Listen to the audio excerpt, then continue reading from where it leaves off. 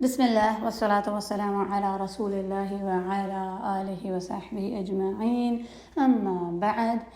ہم حرمت کے مہینوں میں سے ایک اور حرمت کے مہینے میں داخل ہو چکے ہیں، اور وہ مہینہ ہے جو ہمارے اسلامک کیلنڈر کا سب سے پہلا مہینہ ہے، محرم۔ محرم کا مطلب ہے حرمت والا، جس کا احترام کیا جائے اور جس میں بعض چیزیں حرام ہو جاتی ہیں، جیسے کہ لڑائی جھگڑا کرنا، گالی گلوچ کرنا، یہ سب منع ہو جاتا ہے۔ اس مہینے کی فضیلت بہت زیادہ ہے۔ رسول اللہ صلی اللہ علیہ وسلم نے محرم کو اللہ کا مہینہ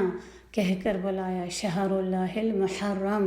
اس مہینے کی بہت ہی زیادہ فضیلت ہے، کیونکہ یہ 4 حرمت کے مہینوں میں سے بھی سب سے زیادہ حرمت والا ہے۔ تو ہمیں کیا چاہیے کہ اس مہینے میں ہم لڑائی جھگڑا، گالی گلوچ، غیبت کرنا اور کسی قسم کے بھی گناہ کرنے سے باز آ جائیں، اور زیادہ سے زیادہ نیکیاں کریں، روزے رکھیں، قرآن مجید کی تلاوت کریں، صدقہ کریں، جتنی نیکی کے کام ہو سکتے ہیں وہ کریں، نوافل پڑھیں، اپنی فرض نمازوں کو خوبصورت ادا کریں۔ اور اس مہینے کا جو بہترین عمل ہے وہ ہے روزے رکھنا۔ رسول اللہ صلی اللہ علیہ وسلم نے فرمایا کہ رمضان کے مہینے کے، رمضان کے روزے کے بعد جو بہترین روزے ہیں وہ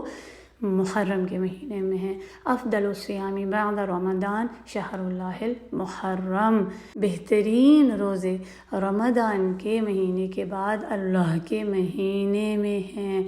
جس کو تو محرم کہتے ہیں۔ اور رسول اللہ صلی اللہ علیہ وسلم اس مہینے میں بہت روزہ رکھا کرتے تھے، اور خاص طور پر 10 محرم کا روزہ جو عاشوراء کا ہے۔ اس کے بارے میں جب رسول اللہ صلی اللہ علیہ وسلم سے سوال کیا گیا تو انہوں نے فرمایا کہ 10 محرم عاشوراء کا روزہ رکھنے سے پچھلے 1 سال کے گناہ معاف ہو جاتے ہیں۔ آپ کو یاد ہے کہ ہم نے ابھی یوم العرفہ کا روزہ رکھا، جس کی فضیلت کیا ہے؟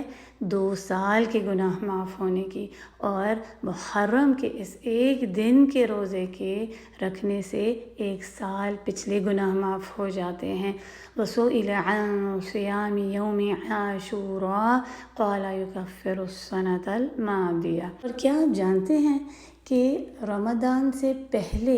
اس دن کا روزہ رکھنا فرض تھا، لیکن رمضان کے بعد یہ بہت ہی زیادہ اس کی فضیلت آ گئی، اور اس کو بہت ہی زیادہ انکریج کیا گیا کہ اس دن کا روزہ رکھا جائے، جو 10 محرم کا ہے، عاشوراء کا۔ موسیٰ علیہ السلام نے بھی اس دن کا روزہ رکھا اللہ کا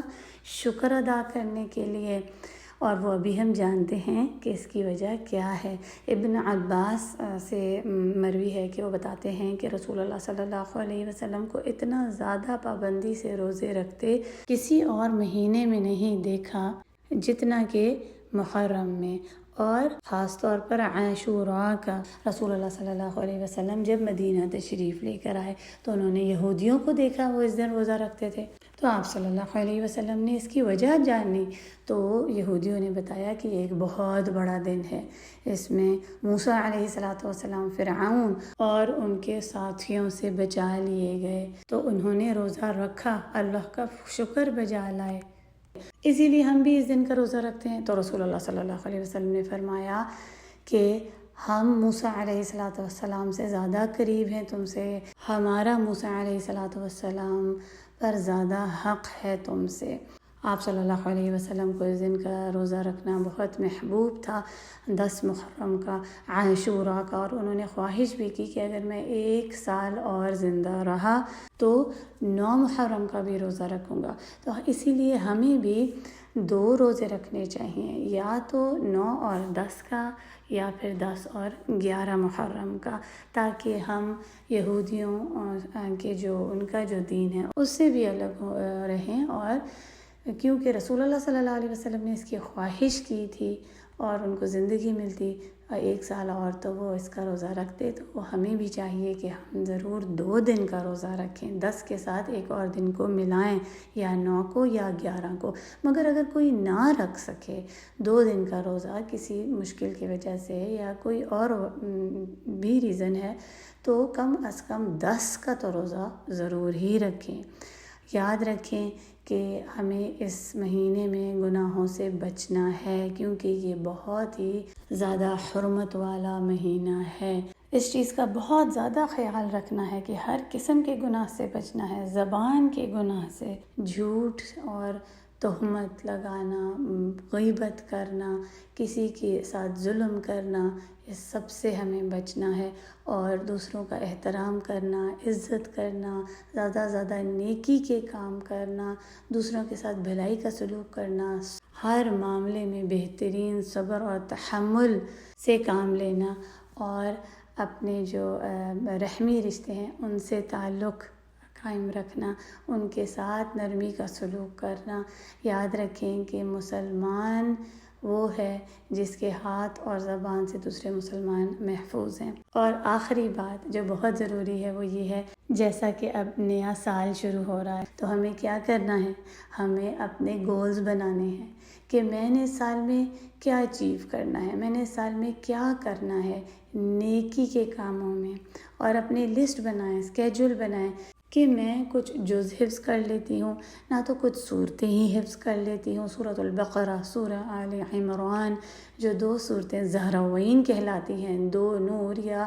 جو بادل کی طرح سایہ کریں گے آخرہ میں اس بندے کے اوپر جو اس کو لگاتار پڑھتا تھا، جو اس کی تلاوت کرتا تھا۔ اور پھر میں قرآن مجید کی تفسیر کو سیکھوں گی، میں دوسروں کو قرآن سکھاؤں گی، انہیں قرآن مجید کی طرف بلاؤں گی، نیکی کے کاموں میں زیادہ سے زیادہ حصہ لوں گی، مساجد میں والنٹیئر کروں گی، کسی قسم کا بھی جو نیکی کا کام ہے اس میں بڑھ چڑھ کر حصہ لوں گی، جتنا بھی ہو سکے اتنا نیکیاں کمائیں اور اللہ کو راضی کریں، اس سال کا بہترین اسکیجول بنائیں۔ اللہ سبحانہ و تعالی ہمیں توفیق عطا کریں کہ ہم اس حرمت والے مہینے کا صحیح معنی میں احترام کر سکیں، اور اللہ سبحانہ و تعالی ہم سب کو اس سال میں برکتیں عطا کریں اور ہمیں توفیق دیں کہ ہم ایسے نیک عمل کر سکیں جس سے ہمارا رب راضی ہو جائے۔ آمین یا رب۔ وآخر دعوانا ان الحمد للہ رب العالمین۔ السلام علیکم ورحمۃ اللہ وبرکاتہ۔